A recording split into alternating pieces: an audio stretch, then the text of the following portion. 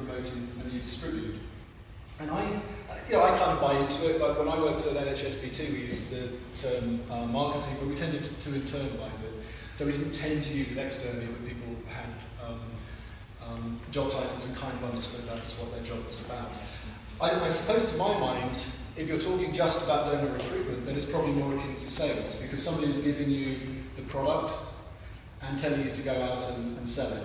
If you talk about donor recruitment and management, and it's a theme we'll come back to, then you're probably talking about something that is more like marketing, because you're coming up with concepts and you're planning for the longer term and so on.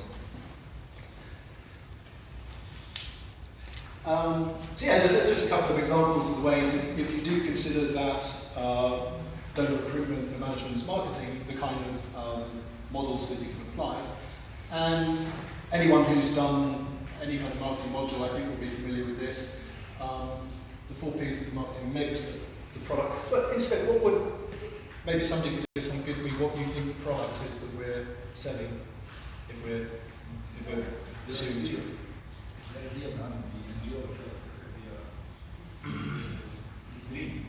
okay. And I think you're absolutely right. And you know, for me, the translation of that dream is, you could say that you're selling giving blood, but in fact, I think what you're selling is the opportunity to save a life. And if you kind of repackage it in that way, it makes it much more relevant and much more powerful and much more aligned to a dream than if what lots of people say is, yeah, it's my job to make people give blood. Well, it's not. It's your job to give people the opportunity to save a life. Place is, I guess it's important. You need to pick the right place. You need to promote it the right way.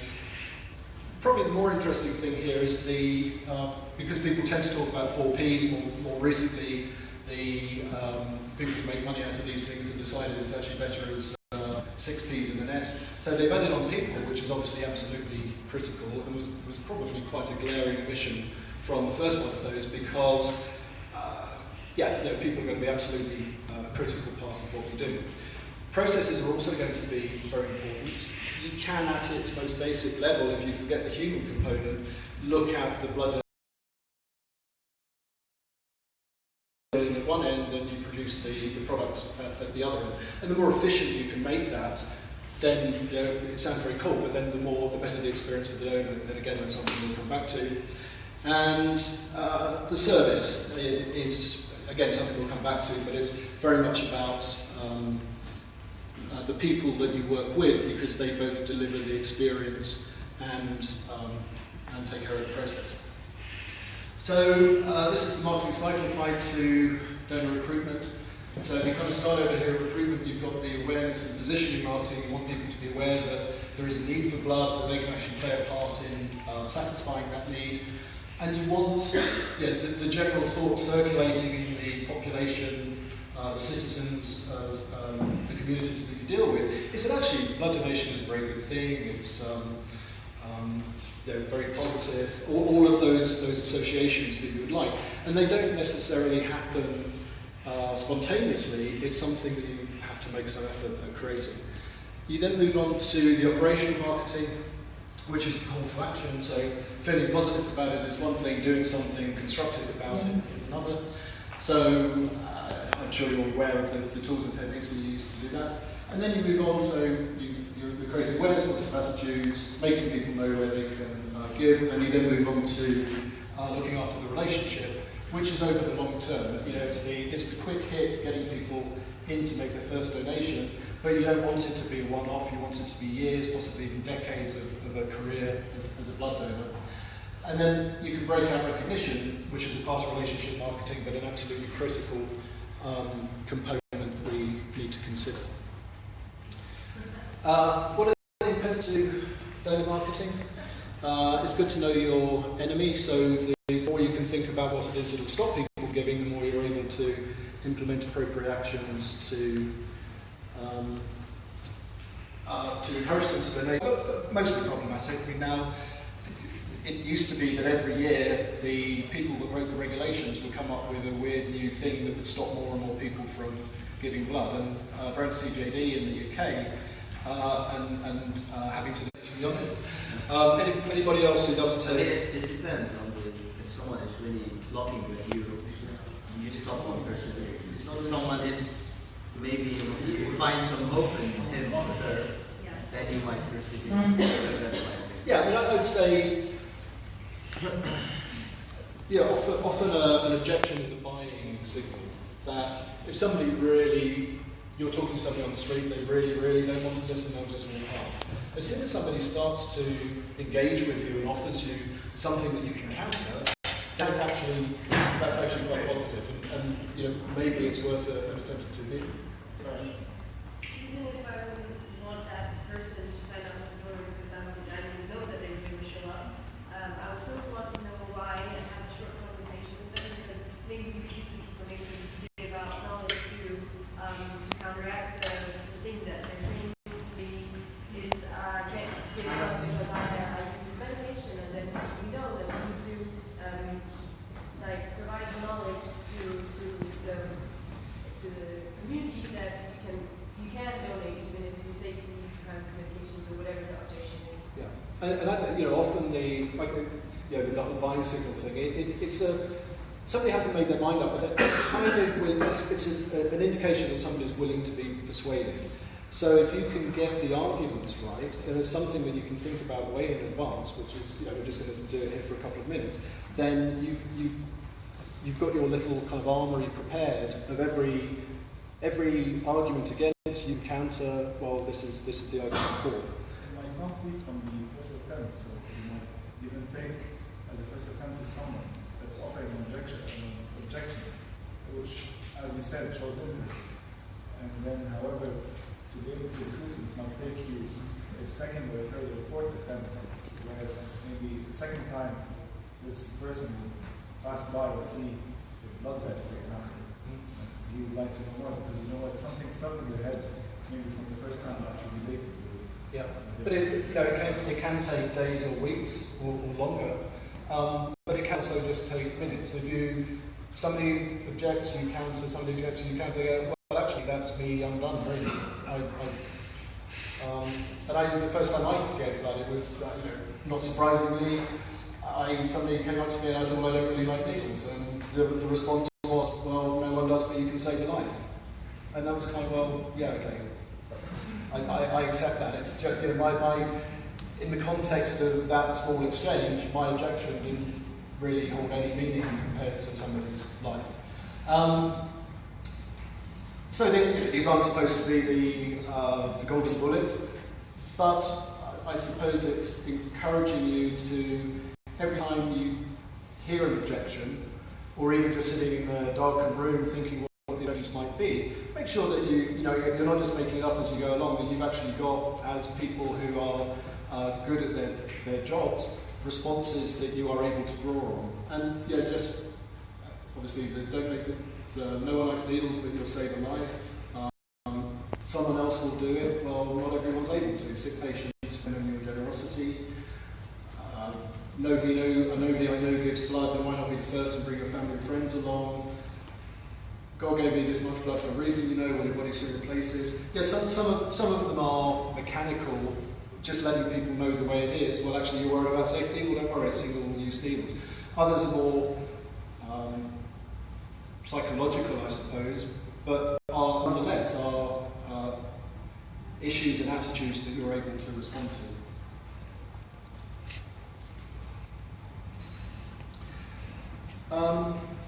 So in terms of facilitators of donor recruitment, the things that make it very much easier for us to donate people is, first of all, if they are aware of the need of blood.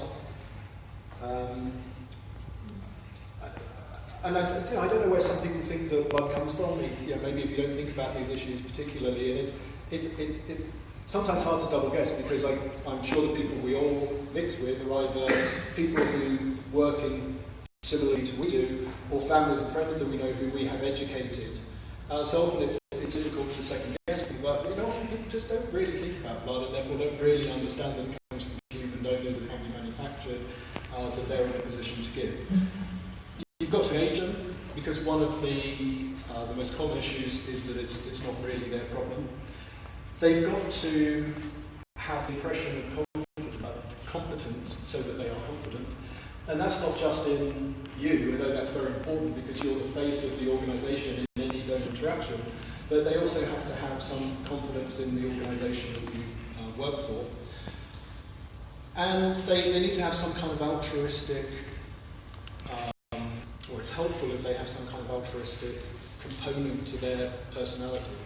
And I've always put altruism and benevolence up there. Would anyone like to, I know it's difficult, possibly because it's not your first language, but would anyone like to hazard a guess at whether blood donation is an altruistic act or a benevolent act? It is definitely. But which one of the two? Altruism, no. Yeah, I'd go more because the altruism is the absence of self-interest. So an altruistic act, there's no self-interest at all. I would argue, and again we'll come on to look at it, that the blood donation is a benevolent act because the donor gets quite a lot out of what it is that they do. And I forgot yesterday when I was trying to win a selfie stick, I'm not sure I wanted one, but that was what I ended up getting. And I was asked to put down by the Italians my thoughts on volunteering. And I put down that volunteering is both giving and receiving at the same time. And I think that's an awful lot like blood donation because you give, but in terms of your self-esteem, in terms of all sorts of other psychological drivers, you're actually drawing something out of it as well. Again, we'll look at that in retention, but it's, for me, it's a distinguishing factor that an altruistic act, there's absolutely no reward given to you at all. Blood donation is probably the benevolent act because you draw from what it is that you do. What are you actually doing? You're giving blood, you're getting out a feeling of self-esteem, a feeling of self-worth, having helped others. Yeah, and then even its most basic level, kind of a cup of tea and a biscuit. So there's something there. I think it's mostly psychological. I don't think people give for the tea and the biscuit, but I do think that people give for, and we will look at it in a bit more detail, but I do think that people give for a whole host of psychological reasons that are quite powerful drivers for them, not just the selfless act. They might like to see it like that. That's actually arguing that, but then couldn't you argue that all needs are selfish needs? You always get a sense of abundance of goodwill, there's something good for someone else, and a sense of self-esteem. I think there's always a reason for doing something. I don't think things are necessarily as rewarding as blood donation is. And I think if you question blood donation, and I think you're about to point to a study. There was a big Danish study made last year, which the title ended up being "I do it for the chocolate," because not the actual chocolate that you get at the stations, which is it's nice and it's nice and you'll get blood. We'll explore it a little bit more later on, but just.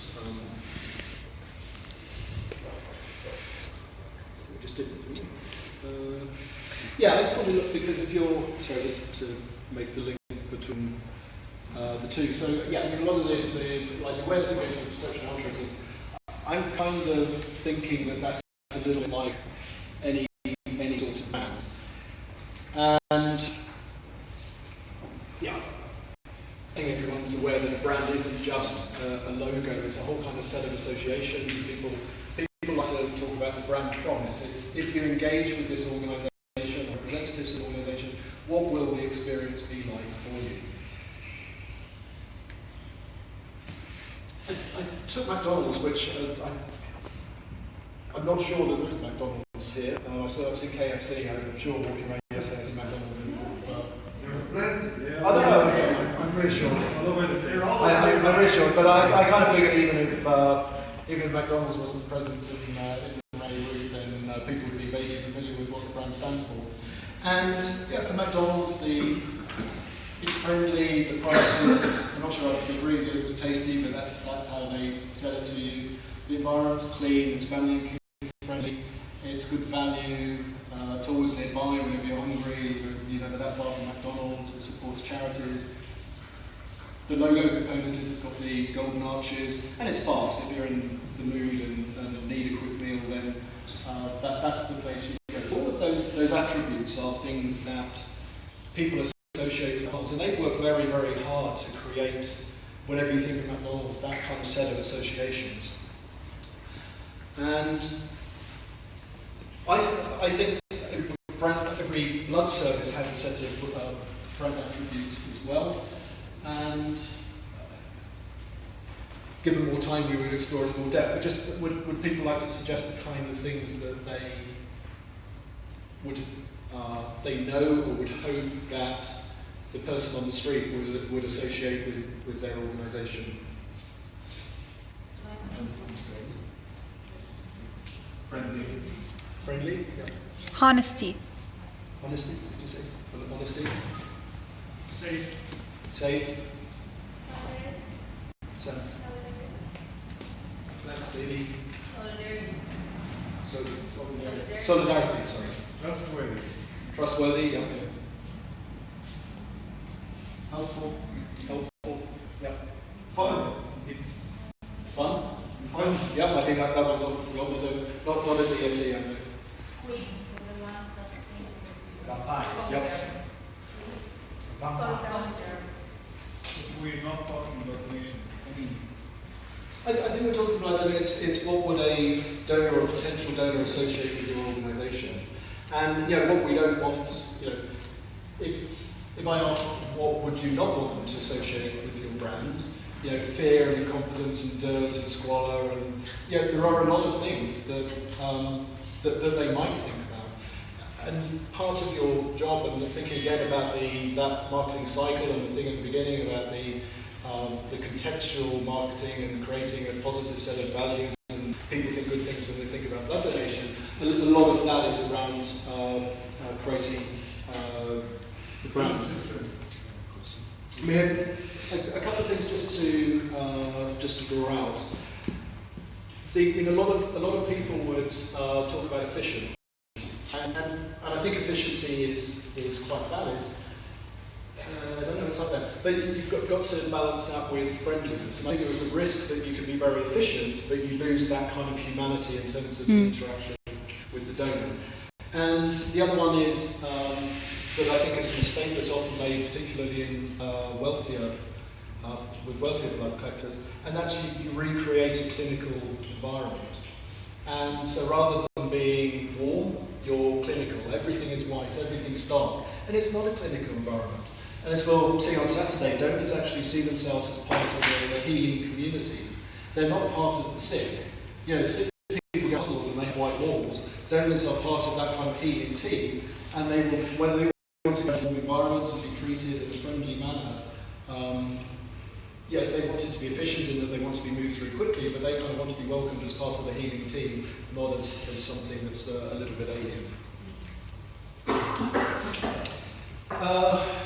Sort of simple model here. I think it's fairly well known. It's a funnel model. You take people at the top and you have to move them through the stages of awareness, interest, desire, and action. But it's largely unsatisfactory because it doesn't really explain what's going on there. It doesn't really explain how you move people from one stage to another. The model that's most commonly applied to people who like to apply models to blood donation, the model that's most commonly applied to blood donation is a thing called the theory of planned behaviour. And I'd just like to pick out a couple of bits here that hopefully will be relevant. The first thing at the top is just up there. It's the attitude towards blood donation is an important component. And part of that is the belief about the outcome and the evaluation of the outcome. So there's a tussle going on in people's minds. On the one hand, they know it's going to save a life. On the other hand, they think it's going to hurt. And they make their own evaluation of that, and through psychological process come to form their attitude towards blood donation. But interestingly, there's a couple of other things going on here. There's what's called the subjective norm, or there's various other names for it, and it's basically how socially acceptable they think the activity is and what they think other people will think about it. And I think in blood donation it's fairly, not self-evident, but I think there's fairly strong evidence, and I'm sure you've all got it from your own personal interactions, that if you if you sit at a table with other people and the conversation gets around to something related and you go, well actually I'm a blood donor or I'm very closely involved in recruiting blood donors, everybody around the table, I suspect, will applaud you and say what a good thing it is that you do. And the next thing is that people come up with excuses as to why they haven't done it recently or why they haven't done it at all. It's a very socially acceptable act. I mentioned in the beginning that I'm involved in a charity that encourages people to donate sperm. I can guarantee you that if I sit at a dinner party and there's a silence and I say, actually I'm a sperm donor, you know, or I'm involved in sperm donation, there will be a deathly silence. The attitude, the public attitude towards the two are distinctly different. They're both, arguably both good things. You know, infertile couples being able to have babies, that's a good thing. Sick patients being able to live because you give them blood, that's a good thing. So I strongly suspect that blood donors are very confident about what they do. People who engage in other types of donation possibly are not quite as confident. But that's an important part of what it is that encourages people to give blood. So if you work in an environment where blood donation isn't as socially acceptable, then that's going to be a significant influence upon the behaviour of people who might give blood. And the other one is perceived behavioural control, which is how easy it is. And people do have a big fear around, well, you know, somebody if I hear that you can pass out, I don't really want to make a fool of myself in a public place. And that kind of goes around the loop, because once you've done it once and you haven't passed out, then you think, well actually that wasn't too bad, I think I'll do that again. If at any point that does happen, then your perception of your behavioural control, how good you are at being a blood donor, is going to be strongly influenced, either positively or negatively, either by what you think might happen or what has happened on previous occasions. And all of those go together, they form tension, and eventually that will lead to the behaviour. Although what the model do particularly well is to explain how that leap is made. One thing that can make that leap is, and there's quite a lot of research around it, that if you get somebody to commit to a behaviour, they're much more likely to follow through and do whatever it is that you're talking about.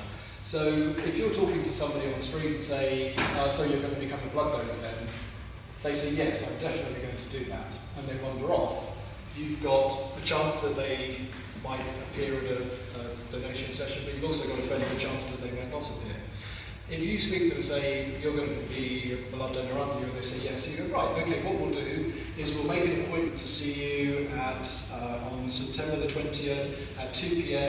at this address. Here's a map how you find your way there from your house, and here's something to remind you. That's much more powerful in making that transition from intention to behaviour. There's a lot of evidence around that working.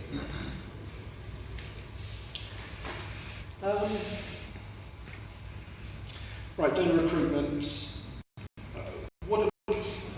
we want to recruit as many donors as possible. Would that be a valid statement, or would that be something that people would want to challenge in some way?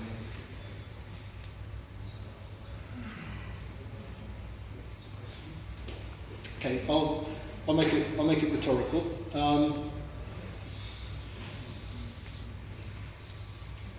So, do we three qualifications? It's a sort of yes part. Do we want all blood groups equally? And I would argue that we probably don't, because generally speaking, there are going to be donors who are more attractive to us than other donors. So O risk is negative. Generally, you're going to top people's list because the demand is disproportionate to their representation in the public. So I would suggest that you can have the wrong donors, and if you do recruit them, then that's going to waste your money. You're going to be taking blood from donors who didn't need to give. The stock is going to be too high if you take blood from donors who are not particularly in demand, and you're going to be supplying all the blood to hospitals because you're not managing your stock effectively. And generally it's considered that clinically older blood is not as good for patients as newer blood. So all of those are going to impact on your organisation if you don't collect from the right donor. And so we agree with you, but one question. In all ways, people don't know their blood type. Okay, we'll come that in a second, but I think we'll certainly come on to it in relation to recruitment, but it's certainly in relation to the management factor, because once you do know, you can probably amend some of your activities. Sorry, I mean, that can be solved. I think that can be solved through an awareness campaign where you would get people to come and test their blood type and run it across quarterly or quarterly basis across the country. It can be an activation. And then, can we recruit people to the wrong place? I mean, I think we can, because you can either have crowded sessions or empty sessions if you mismanage that. If you recruit lots of donors in one place, not enough in another, and you don't align it with the collection opportunities, then what you're doing is creating a poor experience for the donor or wasting your organisation's resources. So I think that's certainly true. And do you want all donors arriving at the same time? In the short term, you want to recruit donors. So if you're talking about a single event, then during the course of the day, you want people arriving at 1 o'clock, at 2 o'clock, at 3 o'clock, at 4 o'clock, not all at once. And if you look at it in the annual calendar, the summer and the seasonal impact, certainly the summer is really a problematic time for many blood services for all sorts of reasons, holidays and schools and what have you. So across all of those, the blood groups and the place and the time, you don't want to simply say we want as many blood donors as possible. As we saw at the beginning, it has to align with patient demand, and it has to align with patient demand not just in the big numbers, but in the smaller numbers and in the timing as well. So the issue here, I think, is moving from one of maximisation towards optimisation. And let's go back to your point. Can you do this? Can you recruit them at the right place? Can you recruit them at the right time? Can you recruit donors at the right time? I think we've probably discussed most of this. Going back to the one about the donors, that it is possible, and I think we talked about it later on today. It is possible to engage in pre-donation blood typing as a recruitment tool, and there are two advantages with that. One is that it engages people and enables conversations that you might not otherwise have. The other one is that it informs you in advance of the effort that you're making to recruit what somebody's blood group is, which is probably going to be the primary driver of how attractive that donor is to you at that point in time. And if you find somebody who's A negative, you can differentiate between the activity that you apply to the A negative person compared to the AB positive person, or whoever's at the other end of the scale.